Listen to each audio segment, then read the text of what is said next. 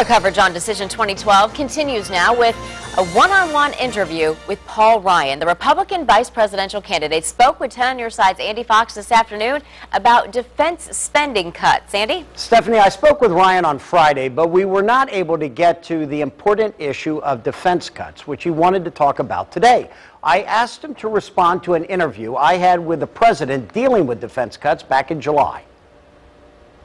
Massive defense cuts in the billions are parts of sequestration. In July, I asked President Obama why he supports a plan that could cost thousands of jobs in Virginia and Hampton Roads. What we've said is if you were willing, Republicans, to ask the wealthy to pay a little bit more, then we don't have to worry about these draconian defense cuts.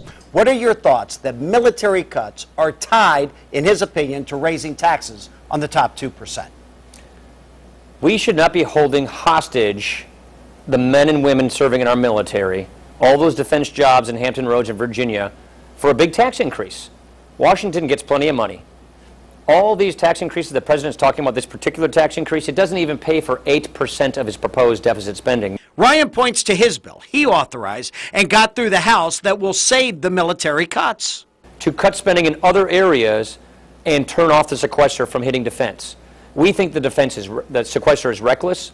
We think it's reckless, especially on top of President Obama's $500 billion in cuts that he's already put into place. The Romney campaign continues to get blasted by fact checkers and analysts for throwing out inaccurate statements on the Obama record. Romney's main pollster said, "We are not going to let our campaign be dictated by fact checkers." This is having some effect, because Romney remains way behind President Obama on this polling question. Does this guy care for you and me? The Obama campaign has spent their vast amounts of money and their vast amounts of time trying to tear down Mitt Romney, and that sometimes has an effect. The Romney campaign has done well in questions like, are we headed in the right direction? The president cannot run on his record, so all he has are these attacks.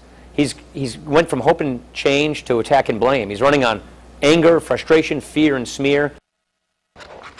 But that polling question is critical and keeps the president ahead in key swing states like Virginia. Does Mr. Obama care about you and me? That is a critical question for him, and we are expecting continued reinforcement of that tomorrow at Norfolk State when the president will appear. I'm Andy Fox, 10 on Your Side.